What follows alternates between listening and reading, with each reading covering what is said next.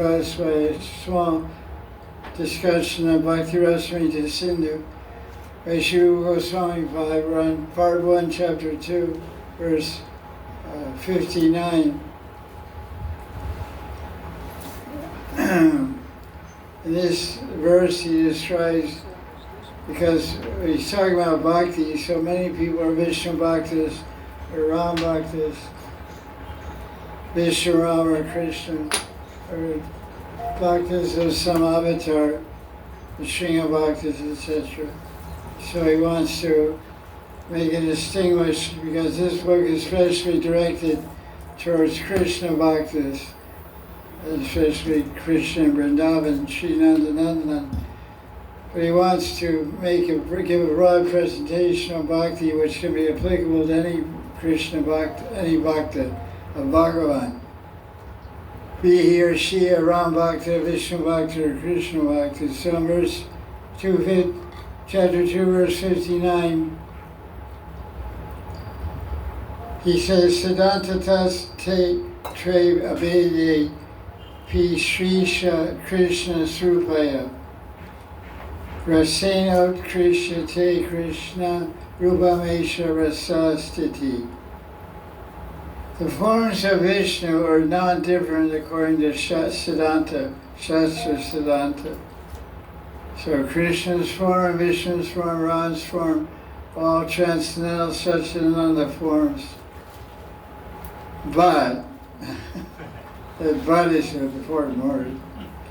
Krishna's form is superior. So you say, why is that? Because of Ras. Ras ud Krishyate Krishna Rupam Rasastiti. Because the Ras is the emotional, intimate, emotional, heartfelt feelings that bhaktas, devotees exchange with Krishna are far more confidential, intimate, and deep and bliss-producing than the rasas that are shared with Vishnu and Ram and their bhaktas. The very nature of ras shows Krishna's form to be superior. That's why Krishna is called Akhila Rasamrita Murti. He's Akhila means unlimited. Unlimited rasas, he's a form of unlimited rasas. Akhila Rasa Murti. So, Jiva Goswami says in his commentary, the very nature, he repeats the same thing in the verse, actually. The very nature of Krishna's rasas show his form as superior. You compare the different types of rasas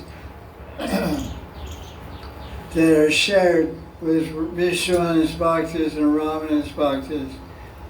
Even though some similar stairatis are there, but the gonaratis and the sanchari bhavas and all the different aspects of what makes rasa sthiti, makes the subject of rasa.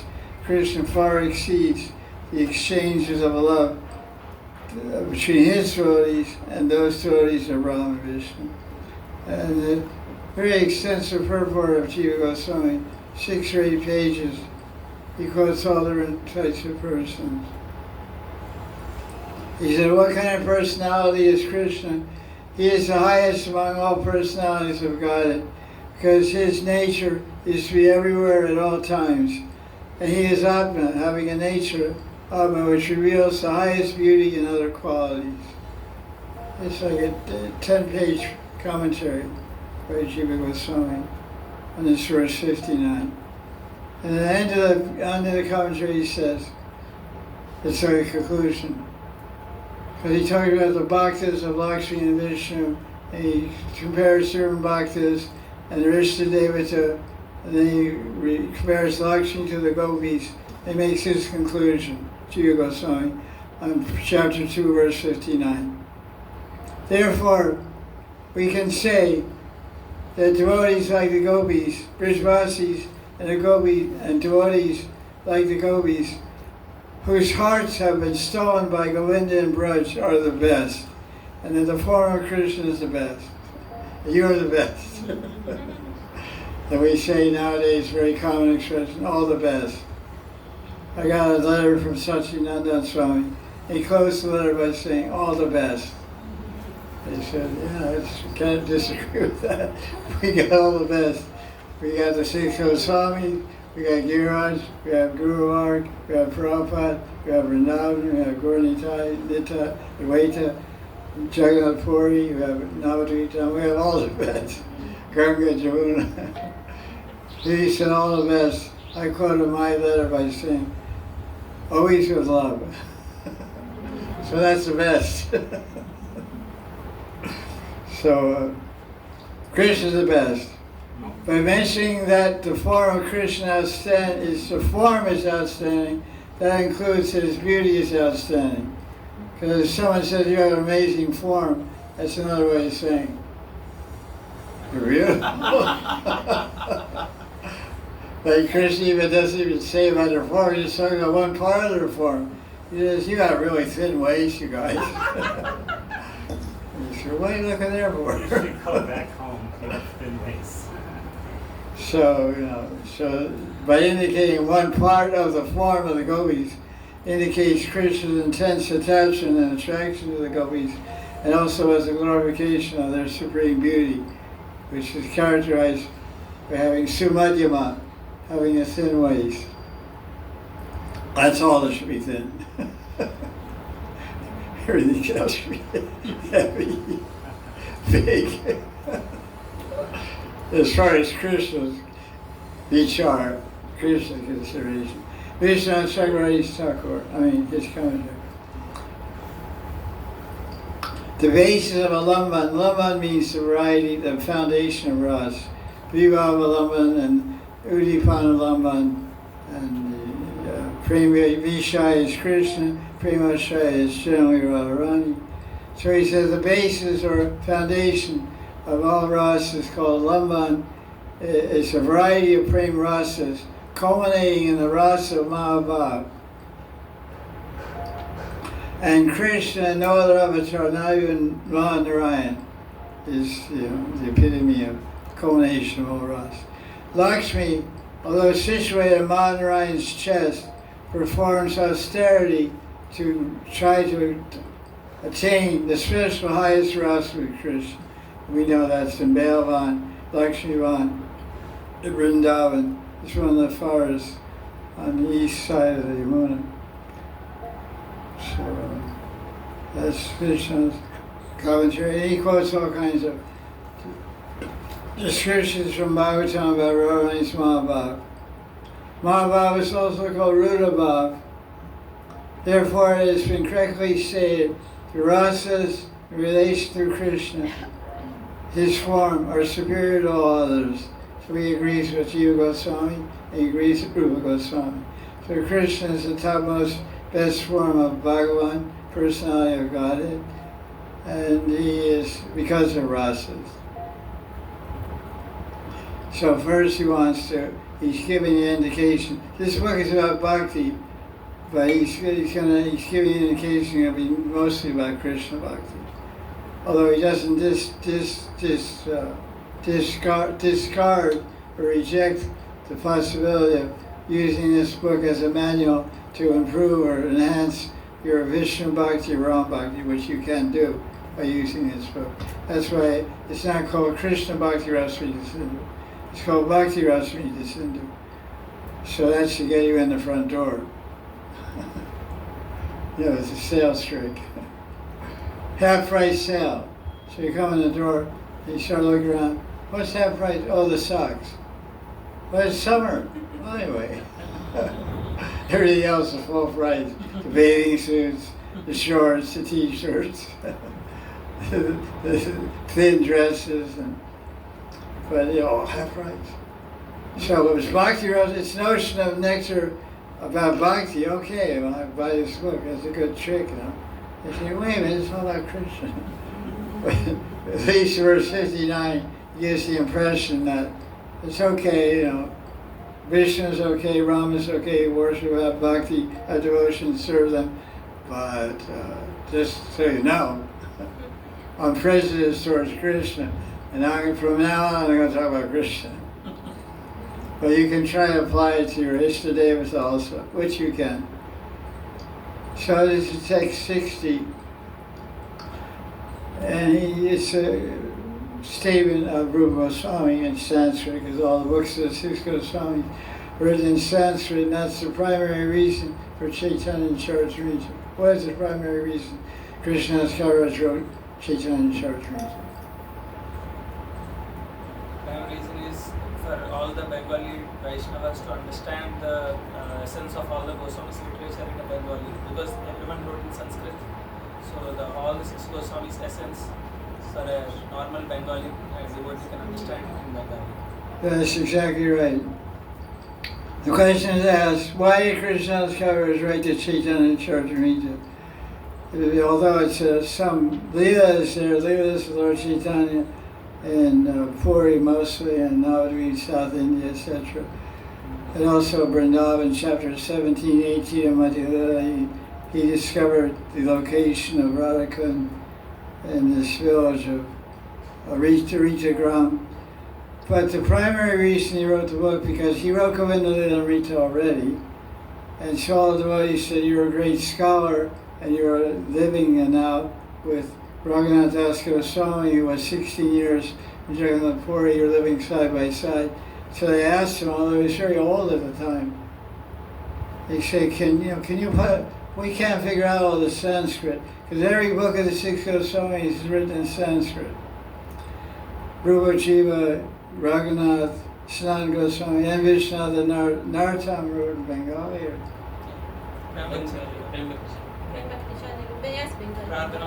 Yeah, so Narottam wrote in Bengali. But that is later on. That was much later on. But Vishwanath and all those devotees, they all wrote in Sanskrit. Everything's in Sanskrit. So most of the Gaudiya Vaishnavas are from Gaudiya Desh, which means West Bengal. So they know Bengali, they don't know Sanskrit. So to make it easy for them, it's very simple, old-fashioned now, of course. But old-fashioned, it's called Shu Bengali or something, Bangla. And so that book is actually a summary of all the six Goswamis' teaching. I know our Kadamba Kanana used to carry that book with him around the world, the one-volume book of Chaitanya Charitamrita. He had like 500 page, like this little pink page marker. He had like 500 of those in the book, sticking out all different places. I don't know what they were all. They're all different references they liked. Because he knew Bengali very well also. He could speak and read Bengali. He was 17 years serving in Mayapur, Navadvip. So he was a great Vaishnava. And Brijvasi was a temple president in ISKCON Vrindavan for a few years. So he really loved that book. I used to see him, he had this shoulder bag, and he had a big book in it. I said, what's that big book in there? He pulled it out, and that's when I saw the page marker. I said, wow. I said, you read that book? He said, that's my Bible. I tell you, this travels with me all around the world. I said, why don't you just get a iPad or something like that? He said, no, I like books. That's all I tried. It's not anything else. No suitcase, anything, just shoulder bag. Maybe some dhoti or something. He was really detached. Great Vaishnava. I like him very much. So, this verse 60 says that Shastras say, Bhakti, any human being can take the Bhakti. So that's encouraging, that's why we're here. Jiva Goswami's commentary.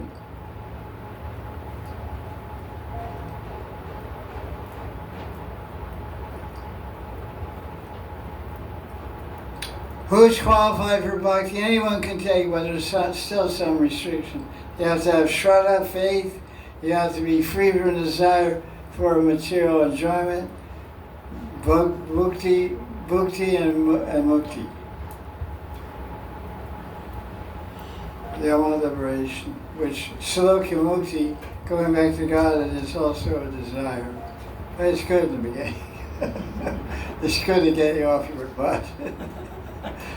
Get you moving, but you should understand that bhakti is deeper than salvation and liberation for your personal benefit.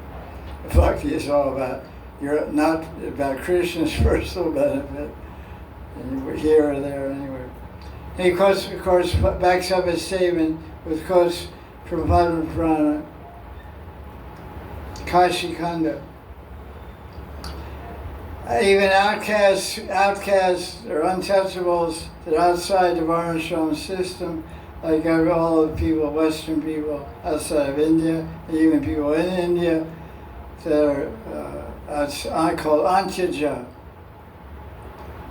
The term in Sanskrit is Antyaja. Samprabhya Vaishnavim Diksham, Dikshita Sam Babuva. They can attain Samprabhya Vaishnava Diksha. In Kashi Khanda, Padma Purana says, even Antyajas can take Diksha, Vaishnava Diksha, and wear the marks of Vaishnava, which of course is Vaikuntha Chinna, with the Mother Sampradaya and Ramanuja Sri Sampradaya, get conch and chakra on your arms. And Jiva Goswami's commentary means everyone's qualified for bhakti. And then he says,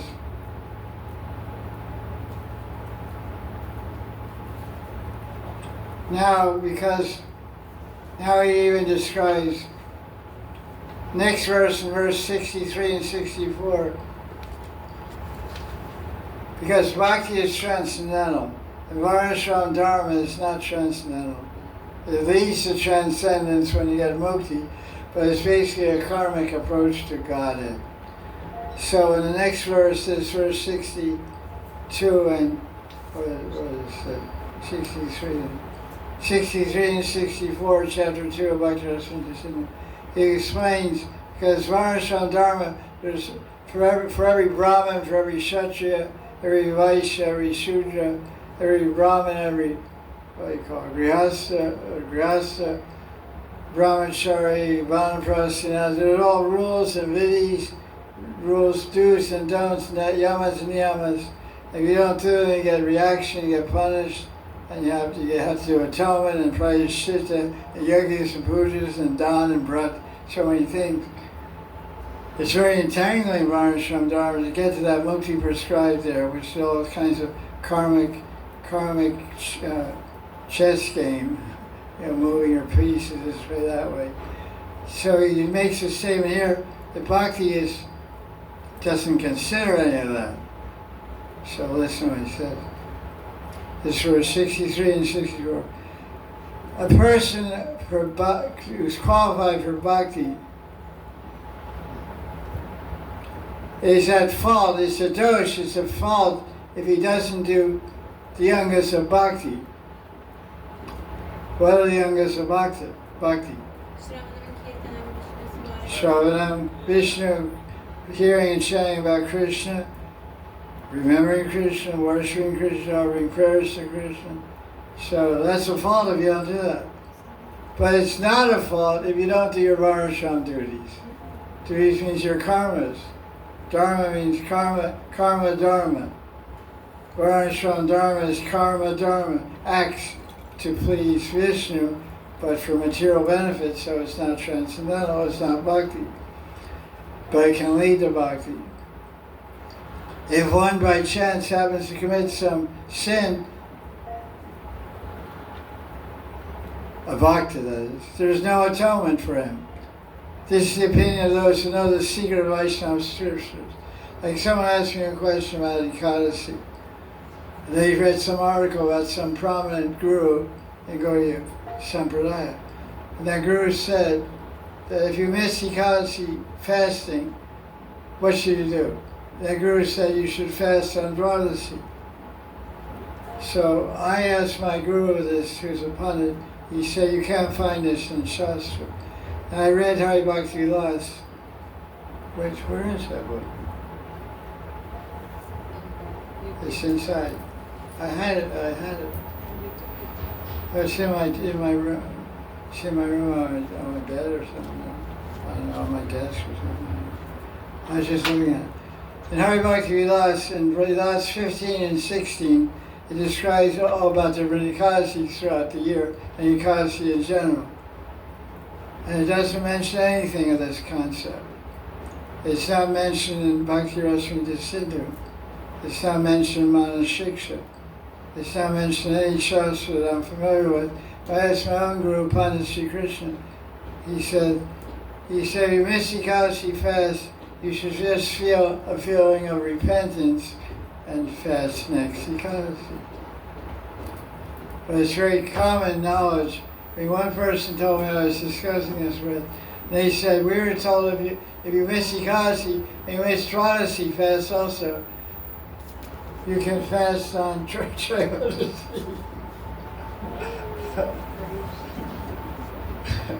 I said, that's interesting. So there's a lot of misunderstanding out there. So if someone can quote me a Shastra that says missing the fasting day on Ekadasi is counteracted, is atoned for by fasting on Dwadasi, please cite me the Shastra. Because I've never seen it. My own guru that doesn't say that. Somebody just asked me this question on that. But if you miss some kind of rule regulation, Varnashram Dharma, it's a sin and you have to atone for it. In Bhakti, there's no atonement. What do you do if you make a sin in Bhakti? Continue to do Bhakti. Do more Bhakti. Just like there's a verse in 7th Canto Bhagavatam, it says, Sahasra Phaladi. It says any good, any pious activity, or pious or any spiritual activity done in Braj Mandal, you get 1,000 times the benefit. Sahasra Phaladi. Sahasra means 1,000, Phal means fruit. And there's nowhere in Shastra that says that you do sin or aparadha in Braj Mandal, you get 1,000 times reaction.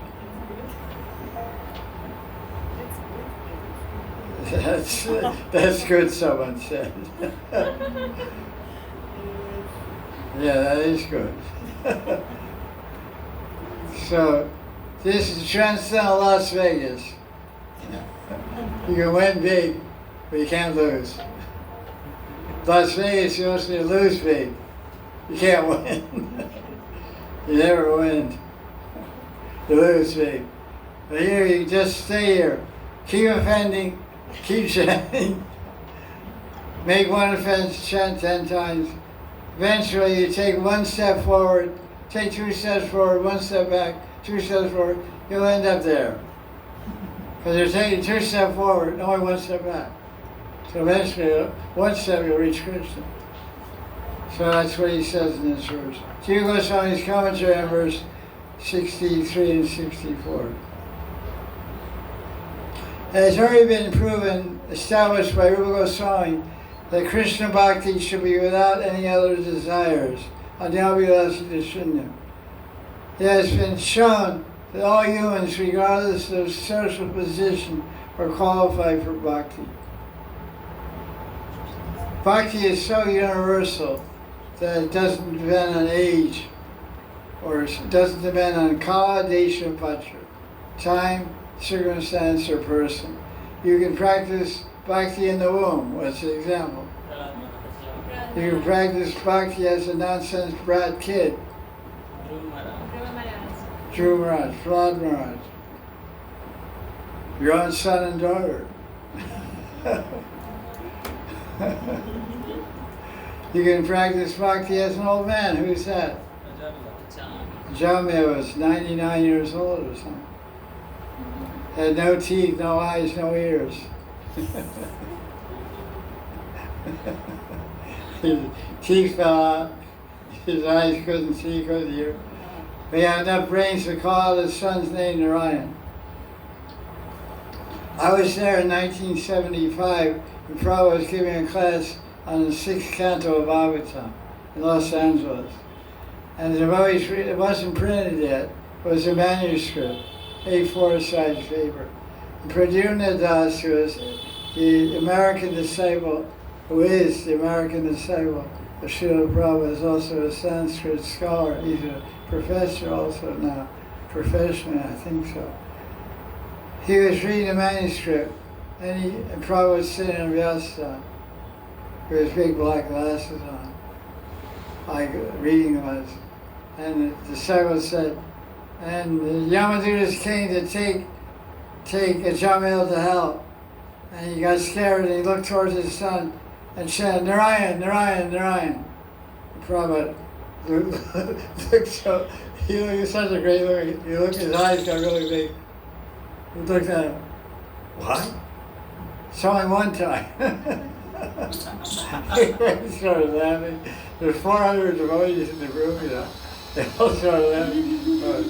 What? Oh, I'm sorry, Prabhupada. We made a mistake in the manuscript. You know, correct it. What? His eyes were looking.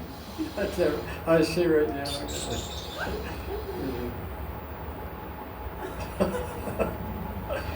That only once. Oh, sorry.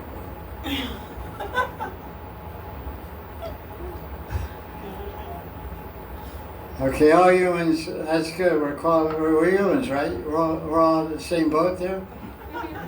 There's no Martians here. No cats, dogs. Oh, what I mean to say is, kids can take it up, dogs can take it up. Birds can take it. Who's an example of a bird that was devoted? Jatayu, Garuda. Devata's heavenly beings can be devoted. Who's an example? Chitraketu, Brihaspati, Indra, Suryadev, Chandradev, they're all Vaishnavas. And like that. Animals, what about dogs? Yes. What's the example? What about Chaitanya Mangal by Lochan Das Thakur? Oh, this is puppy. The puppy, the golden puppy, not the regular puppy. The golden puppy of Mahaprabhu, Nimai Pandit. He was the boys went to the Ganga one day. Nimai, Nitai wasn't there. Nimai and Gadadhar, and anyway, Nimai and Gadadhar, who were other buddy friends of his, same age. He went to the Ganga to go swimming after school, and there was a dog, mother dog, on the banks of Yamuna had 4 or 5 puppies. One black and white one, and one, you know, all different color ones. Yeah, that's how they come out sometimes. Different origins. One was all one color, exception to the gang, you know. Golden color, Gauranga type. And there's Nimai Pandit, they're all playing with Nimai, with that dog. And Nimai Pandit took a liking to it and said, it's my dog. And so then the boys started fighting. He said, you picked the good-looking one. You left us all ugly dogs, black and white spot, black eye, white eye, and they're really funny type. You took the cute dog. He said, no, don't cry, come on, don't fight. You can also play with them, you know, we can all play together. The other guys will leave alone, we'll play with this guy. So they said, okay. So Mother Shachi came to call Nimai for lunch, and he saw him playing with dogs. He said, oh, Nimai, you're a Mr. Brahmin. You said, Muchi, let those dogs go take a bath. Let go of that dog. Or Mom, watch my dog. Watch my dog, make sure it doesn't run away. Okay, I'll watch him. So Nimai goes to bathing Ganga, and Mother Shachi says, Jiao, Jiao, Jolly Jiao. Jabo, Jabo. Jabo, Jabo. Jabo, Jabo, Jabo, Jabo. And the dog runs away. Nimai Pandit comes back. Oh, where's my dog? Kutagana. Kukur, Kotai. Kukur, Kotai. Kukur, Kotai. Radhe, Radhe, Kukur, Radhe, Radhe. I didn't know he ran away. He saw a bird and ran away. So then, that was that. Then after about a couple of weeks, news came to Mahaprabhu Baba and to the house of Mahaprabhu. Oh, in the Hatta, in the Sabji market, there's a dog chanting Hare Krishna and chanting Radha Govinda, Radha Govinda. You should come see it. Across the Ganga. So Nimai crossed the Ganga. We went into the town of Navadvip, and he saw in the marketplace this golden dog that was a baby one, his pet puppy dog. He was dancing on his back legs. He was jumping on his back legs, saying, Radhe, going to Radhe, going to Radhe. Because Bengal is the land of Tantra. So they thought a ghost, a Brahmin ghost, entered that dog. So some Pandit was trying to do some Tantra on the dog. So the people said, no, that's a good ghost. The dog, Bobby was shoving, there's no wow. All of a sudden, Garuda came down and picked up the dog and took him, like, when he stepped on Garuda, he got a four-arm form, went to Vaikuntha. So even dogs can take the bhakti. So, Jharikand forest, deers were chanting Hare Krishna, tigers. So anyone can take bhakti. Any form of life, any time, any place. Krishna's commentary.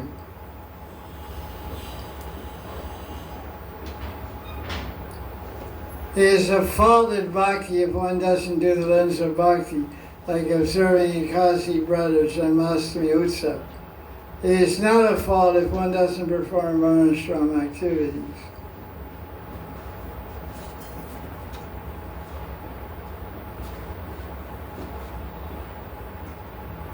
If a Vaishnava commits a forbidden act because of the influence of previous Vaishnava aparad, that's interesting. Whenever the Goswamis talk about a Vaishnava falling down or doing some sin, they never talk about karma. It's a very interesting point. Every devotee is always saying, well, it's my karma, it's my karma. I have bad karma, it's my bad time now. But the Goswamis, whenever they write about devotees, they'll never say, they say, all prabhupada karma is destroyed by bhakti. So prabhupada karma is what's happening in this body, aches and pains. So the truth of the matter is, in 10th canto of Bhagavatam, chapter 88, verse 8, Krishna has an elaborate commentary describing that the Vaishnava takes diksha has no karma.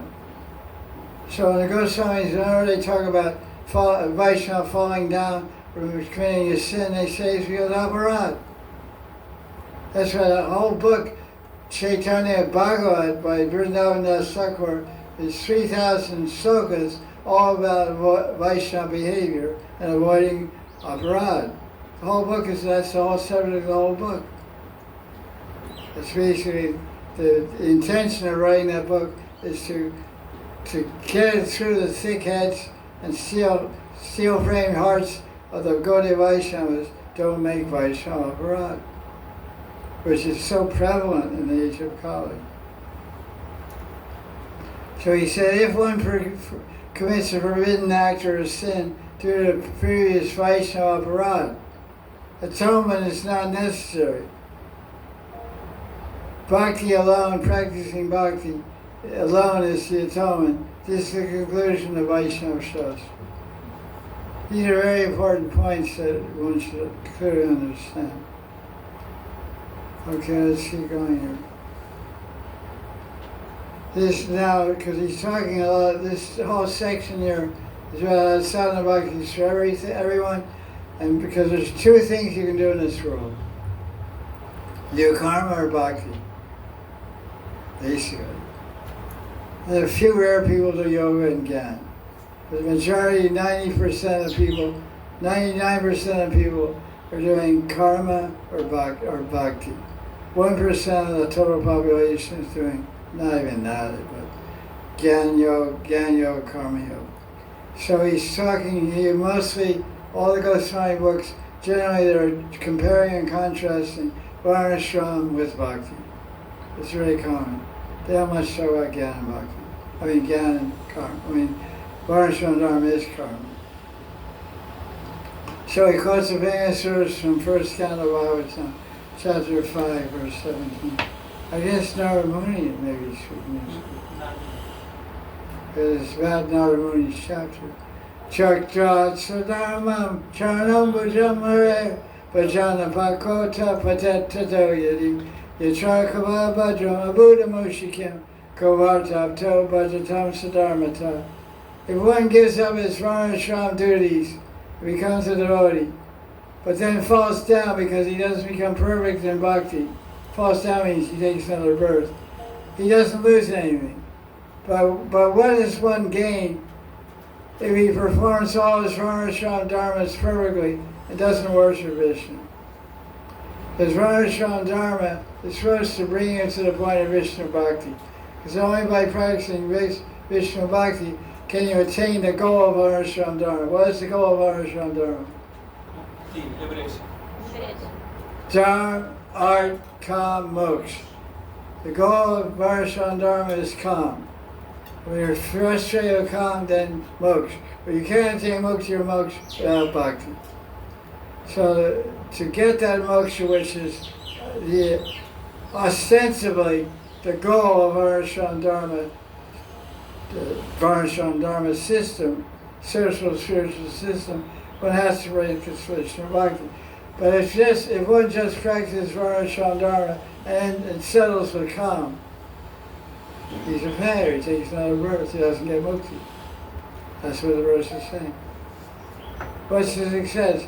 You're a perfect karmi. Like most Indian people, you meet them. You say, what are you doing with your life? They'll say, I'm doing my duty. I say, so is the dog. Duty means your sabab. Sabab means your dictates of your inherited karma, and your emotional viewpoint of your mind and heart, and your tendency of karma due to your prabdha karma. So you're just living your sabab, doing your duty. The dog is living his sabab. He barks and bites. That's what he does. You make money and fight. And so that's not the thing. Everyone's forced to do duty, because that means you can't live without doing duty. But human life is meant for mukti, which means bhakti. So he says, what do you gain if you're a successful karmi, or a successful dharma, you're a dharma dvaji, you're a snat dharmas, but you don't get mukti, Vishnu bhakti, Vishnu bhav and prem, or Krishna or Ram bhakti or prem. You're a failure because you take another birth. It's like pushing a ball up to the top of the hill, and then it falls down and push the ball up to the top. It's a useless endeavor. Samsara chakra. Yoga Swami's commentary. There's no loss at all if a bhakta, devotee, doesn't complete his bhakti in this life, because the samskaras of bhakti continue to his next life. But what value does one get by doing all his duties of Varnashram dharma without worshipping the Lord? He answered his own question. Nothing. Nothing at all. Zero. Another verse, same idea is here in 11th canto, chapter 5 by Navyogendras. Devarshi Bhutapta Nayam Nicharaja Saratmanaya Sharanam Sharanyam Katoma Kundam Parivitikartam. The very famous verse, both of these verses. They're saying the same thing. Anyone who's taken shelter of Mukunda, Krishna, gives up all the obligations. He doesn't have any duties or obligations to the devatas, to the rishis, to his pitris, to his mother, father, sister, uncle, anybody. Bye-bye. So that's a serious devotee, it's that surrender. But that's the fact. Jiva Goswami's commentary.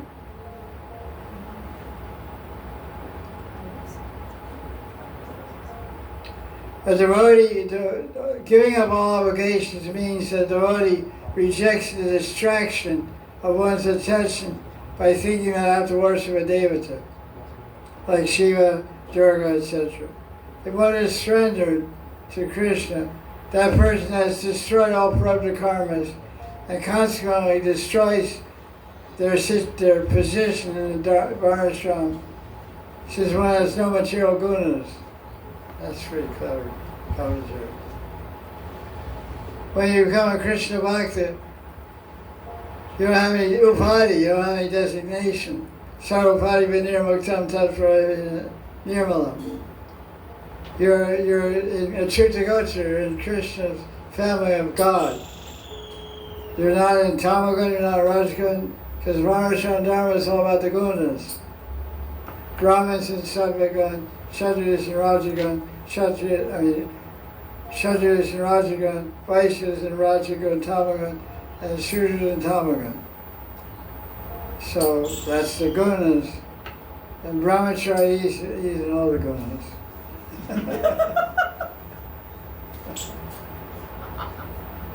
Vyasas in Rajagun, Vanaprasthas in Rajagun, Sattvagun, Sannyasi is supposed to be in Sattvagun. Oh, sorry, he's trying to fight through all his gunas.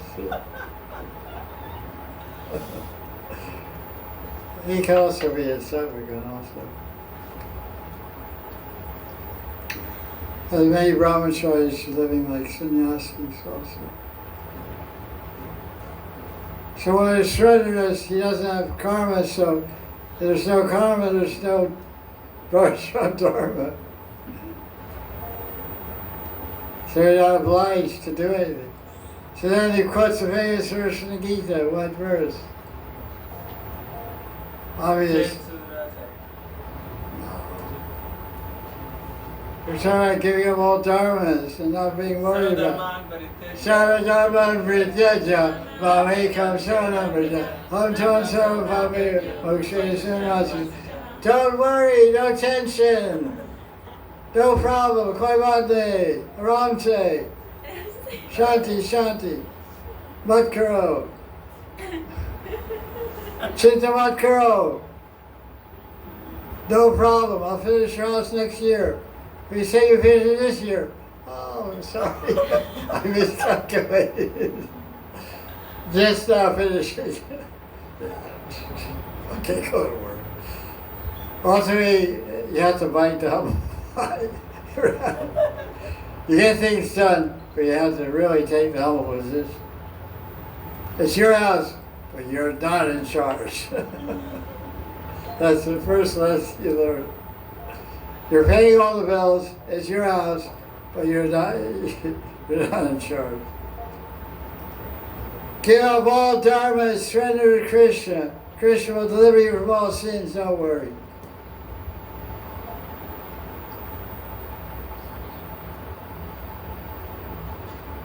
Parityaja, tyag. Tyag means to surrender, to renounce, to give up.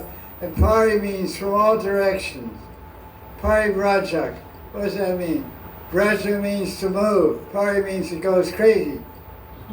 He moves everywhere. One time he's in Rath Yatra in Brazil. Next time he's in Rath Yatra in New York City. Next day he's in Rath Yatra in San Francisco. Next day in Montreal. There are gurus like that. They travel Rath Yatra to Rath Yatra. There's one guru who has a passport with 150 pages stapled in it. His passport is this thick. They have to keep stapling blank pages on his passport. Because it's stamps, you know. Passport comes with 4 or 5 pages. 4 or 5 pages for stamping entry and exit stamp. He travels so much he's got it like this thick. That's Parivrajacharya. So pari means everywhere, fully. So Jiva Goswami says Parityaja means complete rejection of all dharma, completely reject all dharma, just do bhakti. And if you do that, then Krishna will free you from all reactions, sin. I will free you from all impediments to bhakti. There is no sin for one, because those with faith in bhakti give up all duties of dharma and following Krishna's order. Okay. I think this is the last verse. It's from 11th canto for today's class. The same point, basically.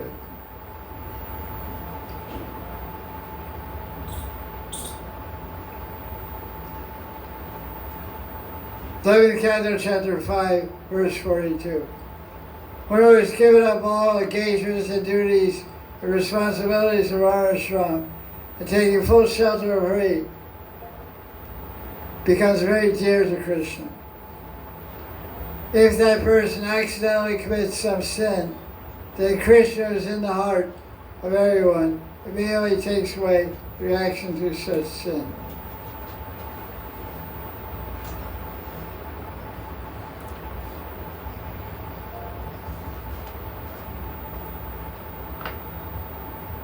Hear that? Krishna in the heart. Jiva Goswami is coming too.